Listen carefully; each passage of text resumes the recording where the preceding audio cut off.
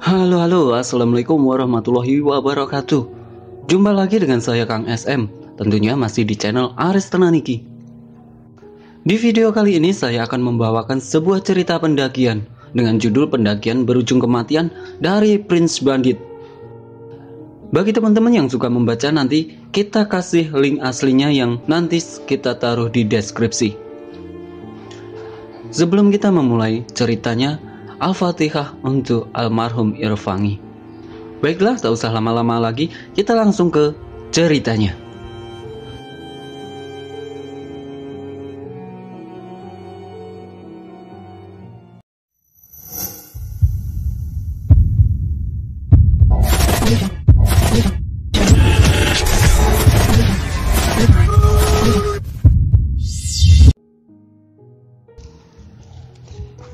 Hidup dan mati selalu beriringan. Di setiap kematian meninggalkan kesedihan, dan setiap kehidupan membawa haru bahagia. Tinggal menunggu kapan dan di mana kematian akan menjemput. Ayo bang, udah jam berapa ini? Suara si Umar menyadarkanku dari lamunan. Aku gak jalan deh Mar, lu aja sama Tanti ya, sautku lirih. Si Umar pun garuk-garuk dengan muka heran. Lah, ini terakhir kali loh bang, hormatinlah keluarganya. Aku gak bisa, gak berani aku lihat bapak ibunya si Fangi. Gak kebayang lihat semua di sana pada nangis. Gak bisa gue serius. Sambil ngebakar sebatang rokok, aku cuma bisa ngebatin dalam hati. Lu gak tahu rasanya Mar. Lu gak ngerasain apa yang lagi gue rasain kali ini. Yaudah aku jalan deh bang. Ntar kalau kamu berubah pikiran, kabarin, biar aku tunggu di sana ya, timpanya. Aku pun cuman mengangguk tanpa menjawab sama sekali. Aku tahu dia masih berusaha ngajak aku untuk melayat. Akhirnya anak itu jalan juga. Awal cerita. Aku anak pertama dari 3 bersaudara. Aku punya adik cewek di nomor 2 dan cowok di nomor 3. Gak ada yang spesial di hidupku, sama kayak hidup orang-orang di sekitarku. Emang aku agak sedikit tertutup, gak begitu suka keramaian, dan masih banyak lagi kekurangan lainnya.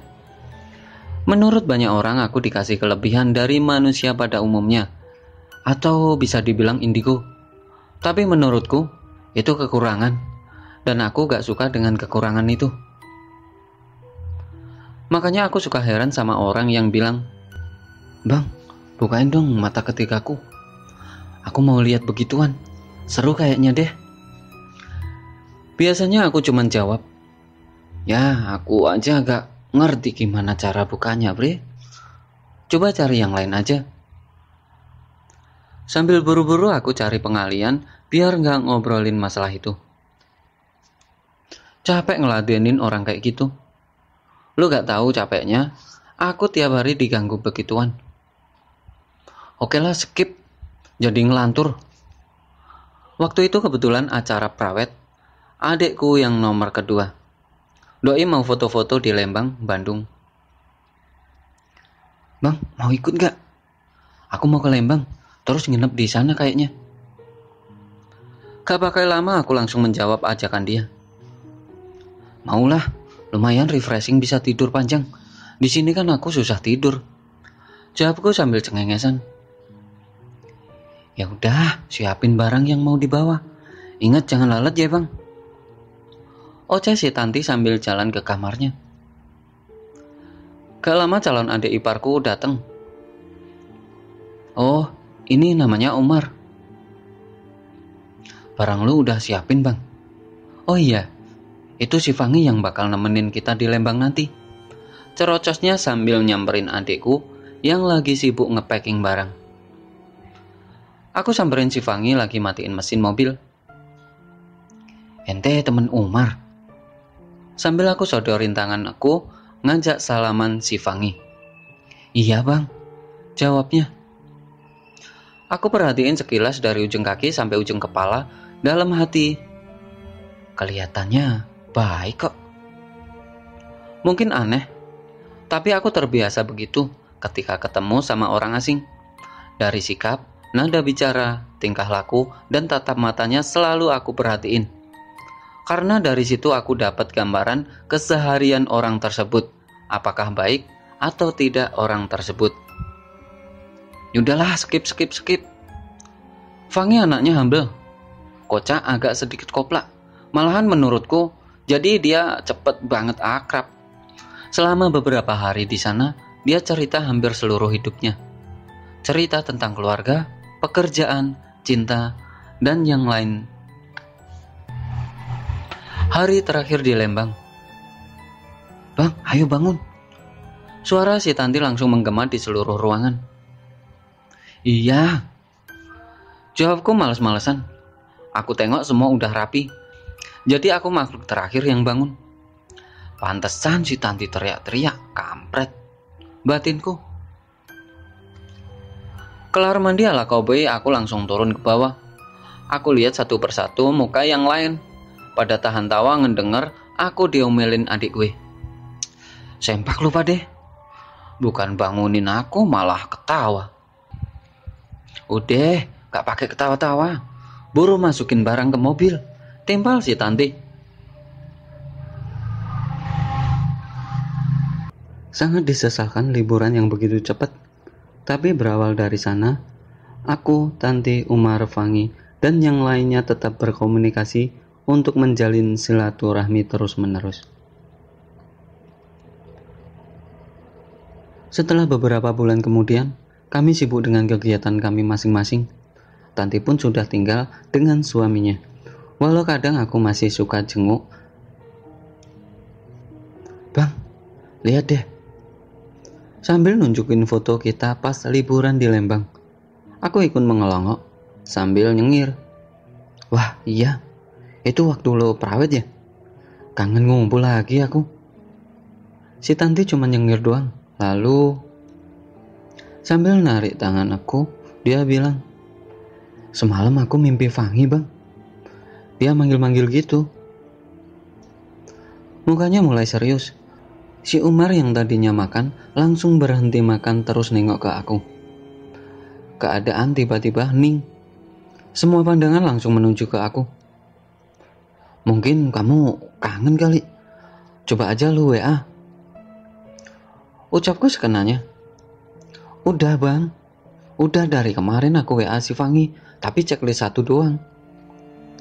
Tiba-tiba Umar nyeletuk. Itu gak ada tanda apa-apa ya bang? Perasaanku kok gak enak gini ya. PA. Jangan mikir yang kagak-kagak. Udah tunggu kabar aja dulu. Ditelepon kalau perlu. Aku coba cairin suasana. Tapi hati emang gak pernah bohong. Di situ aku juga ngerasain ada sesuatu. Balik lagi aku selalu alihin pikiranku. Aku gak mau mikir negatif. Aku selalu coba buat mikir yang positif. Esok harinya, setelah diskusi panjang semalam, akhirnya si Tanti inisiatif buat nyari info di FB-nya Fangi. Biasa kalau cewek masalah stalking. Nyari info sana sini emang jagonya kan. Nah si Umar coba buat nanya teman mainnya. Dan aku cuma bantu doa semoga semua baik-baik saja. Karena kerjaan aku gak bisa ditinggal, harap maklum. HP ku bunyi, ada notif WA dari Tanti. Bang, bener kan si Fangi lagi sakit? Aku agak lama terdiam untuk membaca chat adikku. Sakit apa? Dirawat di mana? Aku balas chat si Tanti. Gak lama Tanti balas lagi. Nanti biar Umar yang ngejelasin aja bang, aku bingung. Aku cuma diem lihat chat terakhir adikku. Pikiran mulai kemana-mana. Aku mulai takut sama apa yang aku bayangin. Lagi-lagi aku dikagetin sama bunyi dari HP ku. Aku lihat Umar memanggil di layar HP ku. Iya Mar, baru aja Tanti WA aku. Gak lama, elu nelpon. Iya bang, aku mau kasih tahu info dari Fangi. kata Umar, suaranya agak bergetar.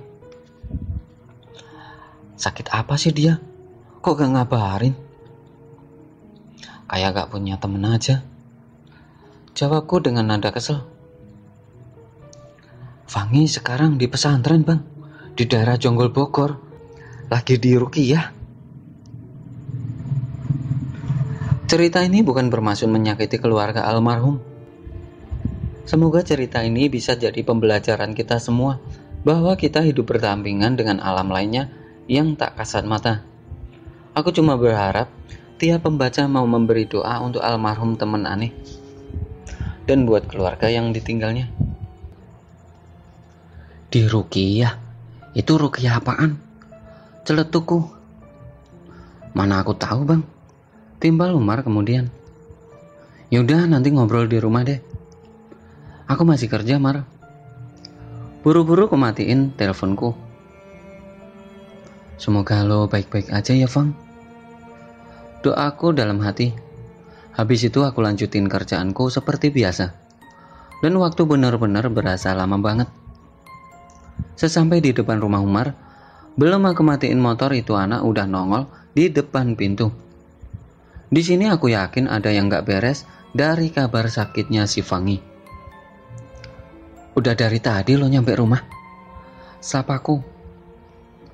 Kerjaanku gak begitu banyak bang, makanya bisa balik cepet, jawab Umar. Jadi coba jelasin aja maksud ceritamu yang di telepon tadi, Mar. Pintaku sambil turun dari motor. Umar mulai bercerita. Lu inget gak pas kita touring ke Garut bang? Waktu itu kan kita ada rencana mau naik ke Gunung Guntur kan? Tapi sampai 4 kali lewat, itu gunung gak ketemu. Kenangnya. Iya tuh, bangka emang itu gunung. Tahu gunungnya, apa orang yang tahu ya? Ucapku sambil nginget-nginget. Jadi waktu itu aku, Umar, dan teman-teman aku yang lagi ngadain touring dan tujuannya ke daerah Garut, Jawa Barat. Awal tujuan ke Pantai Santolo, daerah Garut. Di sana pasirnya putih, dan emang aku juga paling suka sama pantai. Gak tahu kenapa aku suka dengar suara ombak yang bikin hati jadi lebih tenang, tentram. Berasa semua beban aku hilang disapu ombak. Banyak juga aku ngalamin kejadian mistis sampai beberapa pengunjung nengok ngeliat kelakuanku yang aneh. Selesai dari Santolo, gak ada tujuan lagi. Ya paling rebahan aja di penginapan. Aku masih belum pengen pulang. Masih pengen nikmatin hawa sejuk di daerah sana.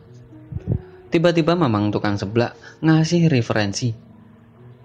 Kalau udah sampai Garut, sayang kalau gak naik Gunung Guntur, A. Dia bilang gitu seingatku. Langsung aku tanya, di mana gunung itu sama si mamang seblak. Emang di mana mang gunungnya? Tanyaku kemudian. Itu A dari Tugu. A nanti lurus aja ke atas. Entar ada di sebelah kiri kok tulisannya. Kata si mamang sambil menunjuk ke arah Tugu sambil menjelaskan. Bang, woi bang. Suara Umar nyadarin aku. Hah? Apaan? Jawabku. Kamu dengar aku ngomong gak? Umar mulai emosi. Iya, aku dengar, sorry. Sambil cengar-cengir, aku baru sadar dari tadi aku ngelamun terus. Jadi, pas kita ke Santolo, si Fangi itu juga lagi di Garut. Dia sama teman-temannya lagi naik Gunung Guntur, bang. Mereka malah ber-25 orang, kalau nggak salah sih. Cerita si Umar. Nah, lu nggak berarti? Umar ngasih kode ke aku. Mungkin cuma kebetulan. Mungkin juga emang akunya yang gak bisa ngelihat itu papan tulisan Gunung Guntur. Tapi kenapa? Kenapa kejadiannya bisa bareng sama sakitnya si Fangi? Pikiranku mulai bercabang. Penuh sama kemungkinan yang gak jelas. Yaudah, besok kita jenguk si Fangi aja. Penasaran aku. Biar nanti sekalian pastiin juga si Fangi sakit apaan. Kataku ke Umar, ya kamu cek aja dulu. Kan bisa abang ngecek dari sini. Paksa si Umar. Aku tahu Umar emang antusias kalau aku lagi ngebahas yang gak kasat mata.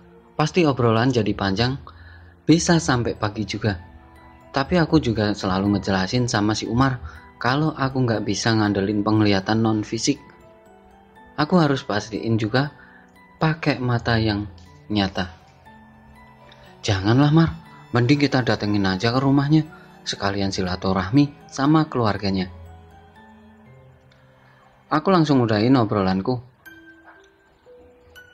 Gak tahu kenapa makin hari rasanya makin penasaran buat jenguk si Fangi.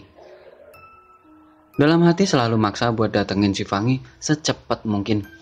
Aku agak susah ngejelasin di sini antara aku ngomong di dalam hati sama ada suara lain yang ikut ngomong dalam hati. Ya intinya aku dipaksa cepet datang ke rumah Fangi. Akhirnya aku dapat waktu yang pas buat silaturahmi ke rumah Fangi. Dan dari sini aku mulai dihantui rasa bersalah. Assalamualaikum. Kami mengetok pintu rumah Fangi. Waalaikumsalam, sahut seorang ibu. Lalu terdengar suara pintu terbuka. Aku lihat seorang ibu dengan raut muka yang cukup lesu. Terlihat menanggung beban yang sangat berat. Mata yang dipenuhi dengan kesedihan. Iya, ada apa ya? Mau cari siapa? Sapa ibu itu dengan lemah. Maaf bu, kami temannya Fangi. Mau silaturahmi bu, Fanginya ada. Jawab Umar coba menjelaskan. Di posisi ini aku tahu Fangi gak ada di rumah. Sengaja aku datengin ke rumah biar aku tahu permasalahannya dari ibunya Fangi. Biar gimana pasti seorang ibu lebih tahu tentang anaknya dibanding cerita yang aku dengar dari orang lain. Fangi ya? Dia lagi gak di rumah dek. Fangi lagi di rumah saudaranya, lagi berobat. Jawab si ibu pelan. Kenapa ibunya gak jujur sama aku? Apa yang dia umpetin ya? Tanyaku dalam hati. Umar cuma menatap aku nunggu instruksi selanjutnya. Maaf bu, bukan saya mau ikut campur ya. Saya cuma mau tahu Fangi sakit apa ya bu. Aku coba korek keterangan dari si ibu. Aku lihat ibunya Fangi cuman bisa nunduk gak ngejawab pertanyaanku. Bu, saya cuma mau ketemu Fangi bu. Saya khawatir sama Fangi. Saya dengar Fangi lagi di ruqyah. Emangnya Fangi sakit apa ya bu? Cerocos aku. Aku mulai nyerocos gak sabar ngelihat ibu yang gak ngejawab satupun. Gak lama si ibu nunjukin foto yang ada di HP. Astagfirullah, ini Fangi. Aku cuma bisa ngomong dalam hati. 180 derajat beda banget dari Fangi yang aku kenal. Dulu rambutnya tebal dan panjang, ceria, suka senyum. Gak pernah sama sekali nunjukin kalau dia lagi ada pikiran atau masalah dari mukanya. Dan yang pasti mukanya badannya seger dibalut daging. Tapi Fangi yang gue lihat sekarang berantakan, gak keurus, rambutnya tipis, mukanya lesu, bibirnya luka penuh darah, dan sisa tulang belulang dengan kulit. Sangat kurus. Bu, ini Fangi. Ya Allah, sebenarnya ada apa bu? Aku mencoba bertanya tanpa menyakiti perasaan si ibu. Ibu juga bingung dek. Awalnya ibu dapat telepon dari petugas jalan tol. Mereka bilang Fangi berhenti di bahu tol dan tidak menjawab ketika petugas bertanya ada masalah apa hingga berhenti di bahu. Karena melihat ada keanehan, petugas itu langsung mengambil HP Fangi, terus menghubungi ibu agar menjemput Fangi. Habis itu, sampai hari ini Fangi nggak pernah ngejawab kalau ditanya. Fangi cuma bisa ngamuk dan menggigit tangannya. Cerita si ibu panjang. Nggak lama aku lihat ibu meneteskan air matanya. Sedih udah pasti. Mana ada yang kuat lihat anaknya harus menjadi seperti ini. Anaknya yang dulu ceria dan sangat sayang sama orang tuanya menjadi seperti ini. seakan tidak kenal dengan orang tuanya sendiri. Kali ini aku akan sedikit cerita. Fangi itu tulang punggung keluarga. Fangi punya orang tua dan 2 orang adik. Fangi coba bantu ekonomi keluarganya.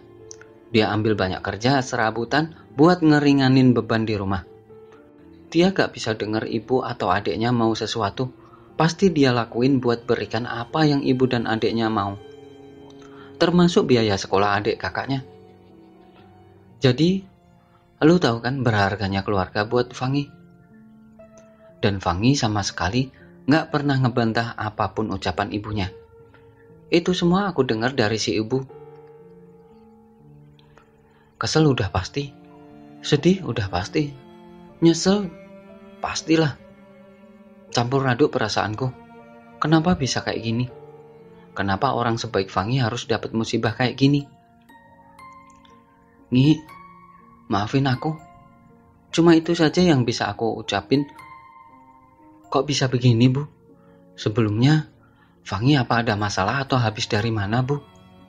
Aku coba mengalihkan pembicaraan agar ibunya nggak terlalu larut dalam kesedihan. Fangi gak pernah ada masalah, Dek. Dia baik sama orang. Fangi juga main di rumah temennya yang pada diundang datang ke rumah. Temennya yang pada diundang juga datang ke rumah. Keluar pun cuman buat urusan kerjaan. Emang Fangi sempat minta izin sama ibu. Dia mau naik gunung katanya. Terang si ibu. Ibunya Fangi coba mengingat terakhir kali Fangi ngobrol sama ibunya. Mak, Fangi naik gunung sama teman-teman ya? Boleh kan? Gak lama kok, Mak. Terus ibunya bilang, ya udah gak apa-apa, Nak. Kamu juga udah terlalu sibuk sama kerjaan. Kali-kali emang harus ada liburan kan? Sambil mengusap kepala si Fangi. Ke gunung mana, Bu? Tanya Umar tiba-tiba. Gunung Guntur kalau gak salah, Dek. Gak tahu si ibu, agak lupa sih. Maaf ya, Dek. Jawab si ibu sambil mengingat nama gunungnya. Fangi udah dibawa ke dokter, Bu? Tanyaku. Udah, sama dokter malah dikasih obat penenang. Katanya gangguan jiwa. Anak saya dibilang gila. Ibu sakit hati dengernya. Masa tiba-tiba Fangi gila? Kan gak mungkin. Jawab si ibu. Semakin lama aku tanya masalah Fangi, aku lihat semakin sedih si ibu. Gak tega juga lihatnya. Tapi aku butuh info buat mengurai ini masalah. Aku butuh itu biar aku tahu harus memulainya dan nyelesain ini dari mana. Jadi sekarang Fangi lagi dibawa ke pengobatan alternatif ya, Bu? Gue coba buat ngorek lagi. Iya, Dek, begitu kira-kira. Habis ibu bingung harus bawa Fangi kemana lagi. Jawabnya pelan. Udah ada perkembangan, Bu? Timpal si Umar. Ibu Fangi cuma menggelengkan kepalanya. Belum ada perubahan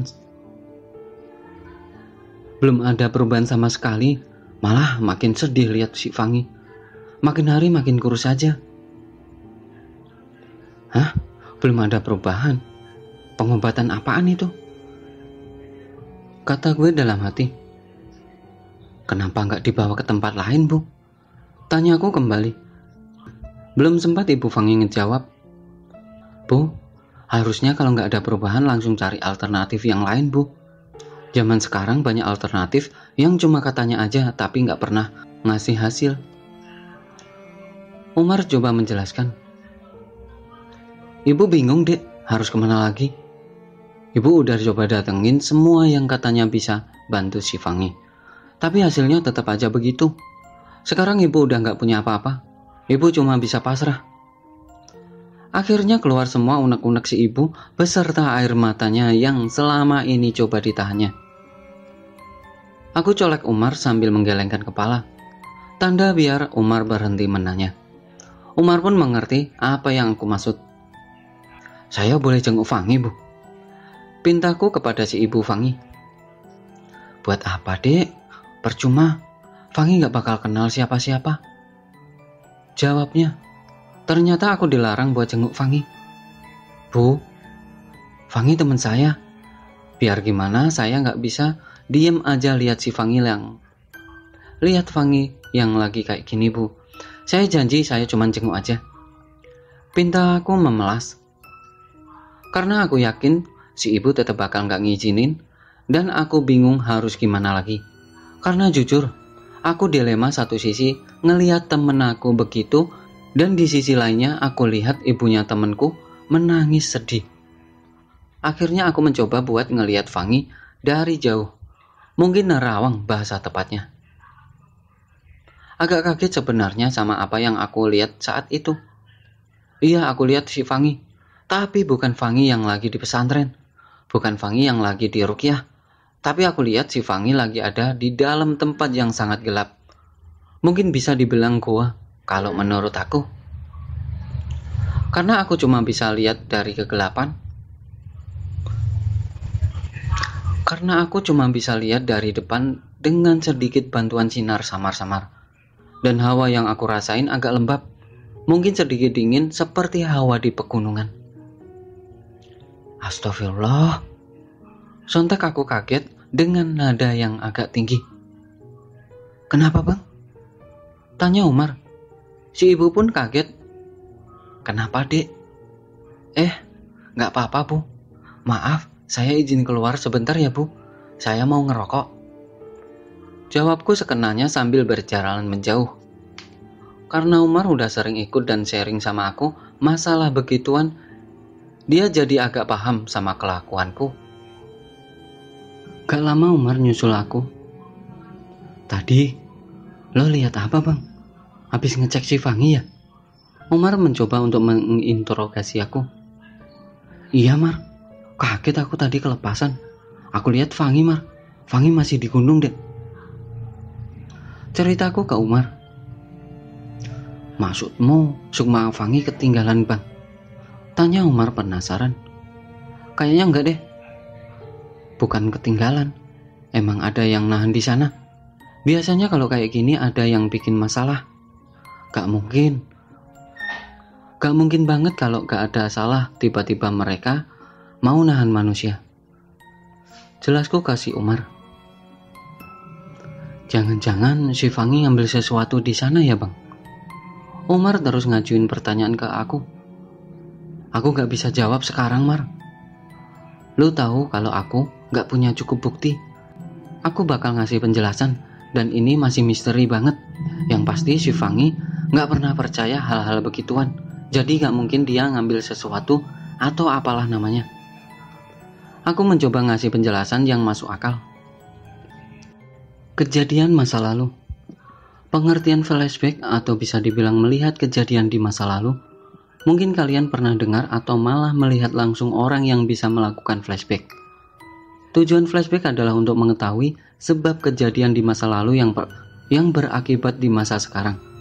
Nah, itu salah satu kekuranganku. Oke, skip dulu. Yaudah, kita pamit yuk sama si Ibu Fanny. Gak enak udah maghrib ini. Aku lihat situasi yang kurang mendukung kalau aku lanjutin di rumah Fanny. Ditambah aku ngelihat gitu bukan hal yang mudah. Itu benar-benar menghabiskan tenaga dan konsentrasiku. Lagian ini rumah orang, gak begitu nyaman. Takutnya dibilang aneh sama orang sekitar. Aku memang agak minder masalah kekuranganku. Aku selalu mikir kenapa aku gak disamain aja kayak orang yang biasa. Mereka bisa hidup bebas, cuek. Mereka gak takut sama apa yang mereka perbuat. Dan mereka gak tahu juga perbuatan mereka. Mereka santai. Mereka kelihatan gak punya beban. Yang mungkin gak semua orang seperti itu. Tapi rata-rata yang gue temuin, yang begitulah. Beda banget sama aku. Aku sangat terbebani dengan kekuranganku. Aku gak pernah bisa bebas ambil keputusan. Selalu pikiran dan hati bertolak belakang. Aku pengen ini, hati ngelarang. Aku pengen itu, hati ngelarang. Dan aku risih ketika berada di tengah orang banyak. Aku pun akhirnya pamit dari rumahnya Fanny. Bu, saya pulang dulu ya. Gak enak udah maghrib ini. Aku dan Umar berjalan keluar dari rumah tersebut. Yang sabar ya, Bu. Semoga Fangi dan keluarga diberi kesabaran yang berlimpah, dan semoga Fangi cepat sembuh. Amin. Makasih ya nak, udah peduli sama Fangi, sahutnya. Tiba-tiba aku sedih dengar kata-kata itu. Aku paling gak bisa lihat orang yang ku kenal kesusahan dari segi apapun. Bang, nanti lanjut di rumah aja ya, bisik Umar. Iya, aku juga mau lanjutin apa yang kulihat tadi, jawabku. Sesampai di rumah Umar, seperti biasa, Umar langsung bikin segelas kopi hitam untuknya dan Indo Cafe untukku. Sorry, aku bukan dukun, jadi gak doyan kopi hitam. Umar selalu antusias buat ngebahas masalah alam tak kasat mata. Tak jarang juga dia ngenalin aku ke teman-temannya yang bermasalah. Emang anak sempak, gitu selalu bawain aku ke masalah itu. Jadi gimana bang? Umar coba buka obrolan ketika ngelihat aku lagi bengong gak jelas.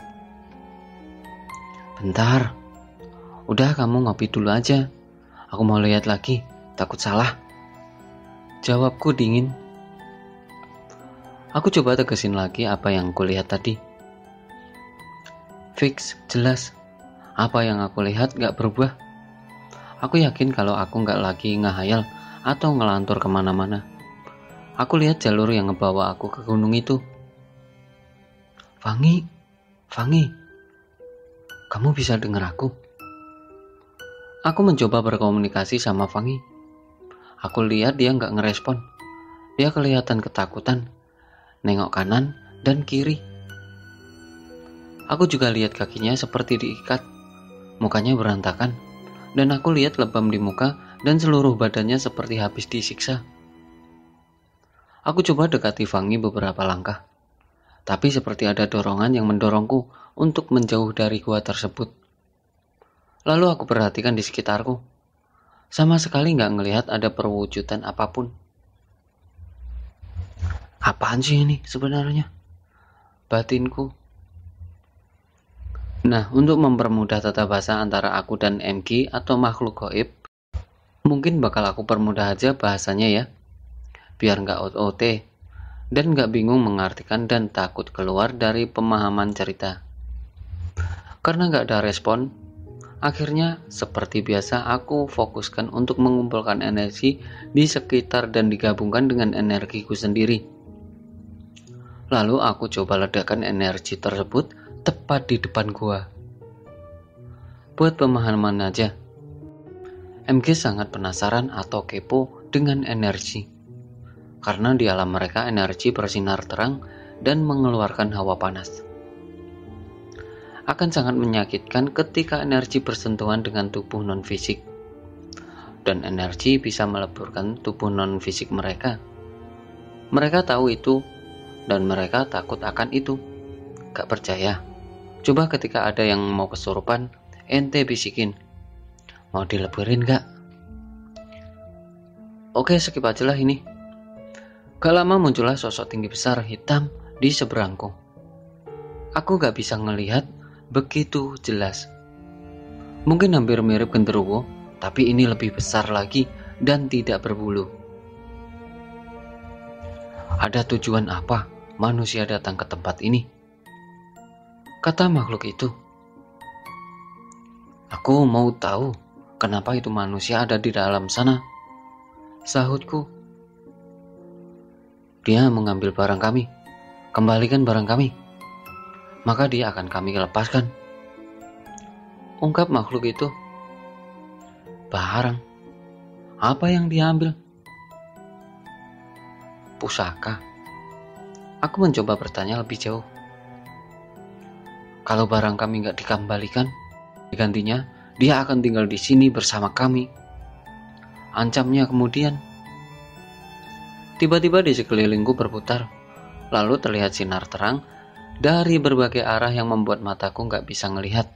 Nafasku pun sesek, perutku juga mual akibat guncangan-guncangan yang gak jelas ini. Lalu keadaan kembali tenang.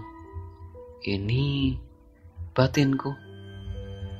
Jangan-jangan MG tersebut ngebawa aku flashback tepat sebelum kejadian itu. Ya, benar. Aku lihat Fangi dan teman-temannya di gunung itu. Keadaan Fangi masih sehat seperti yang ku kenal. Aku lihat mereka bercanda layaknya orang yang sedang naik gunung. Gak ada yang aneh sama sekali. Aku pun ikutin kemanapun rombongan itu pergi. Aneh, kayaknya gak ada yang salah kok.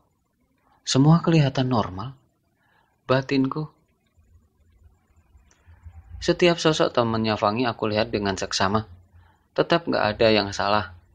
Gak ada satupun yang punya kelebihan entah untuk melihat ataupun menarik pusaka alam gaib. Aku lihat mereka berendam di curug dan masih gak ada yang aneh. Hanya aktivitas biasa dari kumpulan pecinta alam. Bercanda, tertawa, usil terhadap teman lainnya. Tiba-tiba aku gak sengaja lihat salah satu temannya Fangi lagi menggosok-gosokkan tangannya di dalam air. Aku pun penasaran. Lalu aku mencoba dekati orang tersebut. Ternyata dia sedang menggosok sebuah bongkahan batu kecil. Batu itu terlihat bagus dengan warna bening terang agak kecoklatan dan bertambah mengkilau ketika di dalam air. Pandanganku tiba-tiba mulai gelap. Badanku berasa ketarik dan berasa sekitarku berputar kencang sampai aku gak bisa fokus sama apa yang aku lihat. Dan aku pun sadar, aku sudah balik ke tempat awal di depan mulut gua tersebut. Kemudian aku cari makhluk gaib yang tadi ngobrol sama aku. Tapi aku gak bisa nemuin makhluk tersebut. Di sini aku sudah mulai pusing dan mual. Sabar ya Ngi, aku pasti beresin masalahmu. Dan sebentar lagi ya, kamu pasti kuat kok. Kataku ke Fangi. Ya semoga aja dia denger. Akhirnya aku mutusin buat balik. Aku takut malah badanku yang ngedrop. Udah beres bang. Suara Umar membuat kesadaranku kembali. Iya, akhirnya aku tahu asal masalahnya Mar. Aku sambil mencoba nyadarin badan, asli capek banget ini. Sambil bakar rokok dan nyeruput kopiku yang udah dingin gara-gara aku lupa minum. Aku coba urai gambaran demi gambaran yang tadi sempat kulihat. Inti permasalahannya si makhluk gaib ngerasa kalau barang miliknya diambil sama temennya Fangi. Tapi di sini yang ngambil bukan Fangi. Kenapa malah Fangi yang kena getahnya? Harusnya kan temennya Fangi yang diincer. Gerutuku dalam hati. Setelah badanku enakan, aku coba jelasin ke Umar akar masalahnya. Gak enak, dari tadi Umar ngelirik aku terus nunggu aku jabarin apa yang kulihat. Jadi gini Mar, aku persingkat aja ya biar gak pusing. Kalau dari apa yang aku lihat tadi, salah satu temennya Fangi ngambil batu. Mirip batu bongkahan nemu di curug. Nah apesnya itu batu diminta sama si makhluk gaib. Katanya sih itu punyanya dia. Ucapku ke Umar. Lah, kok malah Fangi yang kena bang? Buru Umar penasaran. Nah itu dia yang aku gak ngerti kenapa Fangi yang kena. Bukan temennya yang ambil batu itu. Jawabku kemudian. Mungkin Fangi yang paling lemah. Atau si Fangi lagi bengong. Atau enggak. Ya banyak kemungkinan Mar. Bisa juga emang udah jalannya begitu. Namanya takdir siapa yang tahu. Ucapku sambil narik nafas panjang. Di sini aku mau sedikit sharing ya. Balik lagi ke keyakinan para pembaca dan pendengar. Fenomena orang kesurupan yang mungkin kalian pernah lihat dari TV atau ada tetangga yang ngalamin. Di sini gue coba jelasin kenapa makhluk gaib bisa ambil alih tubuh kita. Ketika pikiran manusia kosong, dalam artian bukan ngeblank atau gila ya. Di sini maksudnya melamun. Entah mungkin karena stres beban hidup ataupun masalah lainnya. Itu yang jadi celah buat makhluk gaib ambil alih pikiran kita. Buat ambil alih fungsi dari badan kita. Dan sebenarnya makhluk gaib gak benar-benar masuk ke badan kita. Dia hanya mengontrol kita dari belakang. Ya seperti dipeluk dari belakang gitu. Yang harusnya kalau urutannya badan lu, sukma atau nyawa lu diganti jadi badan kamu. Makhluk gaib baru nyawa dan sukmamu. Dan itu prosesnya sepersekian detik untuk makhluk gaib baru bisa masuk. Makanya aku ingetin lagi, seberat apapun masalah lu, jangan sampai lupa lu punya sang pencipta yang udah nyiptain kamu.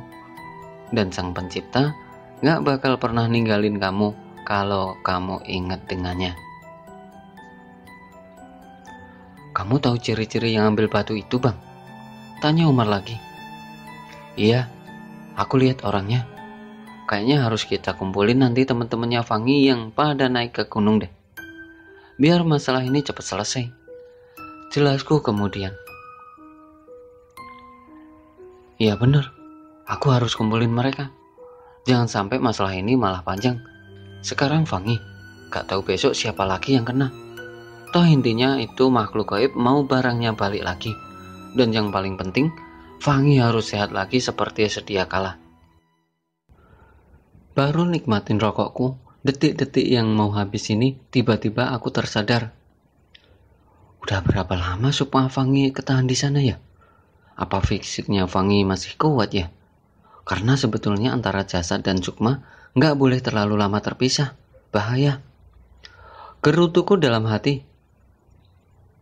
Mar. Celotekanku ngagetin si Umar. Sempak lu, bikin kaget aja. Apaan? Jawabnya kesel. Kabarnya Fangi sampai hari ini gimana ya? Di badannya ada yang aneh nggak ya? Tanyaku. Ya kakak tahu lah. Teman-temannya juga belum ada yang pernah ke sana, Bang. Terakhir kan cuman kita yang lihat foto itu doang. Balas si Umar. Kalau begitu bahaya, Mar. Kayaknya kita harus cepat ketemu Fangi. Aku takut dia udah gak kuat. Aku takut Fangi, pokoknya secepat mungkin deh. Kita harus ke sana. Terangku kemudian. Pokoknya besok kita ke rumah Fangi untuk minta izin sama ibunya. Umar cuman mengangguk doang, tanda setuju. Kelihatan mukanya bingung. Mungkin dia gak ngerti maksud omonganku. Ngi, kuat ya Ngi. Tolong kuat Ngi, please. Aku percaya kamu pasti kuat. Bisikku dalam hati.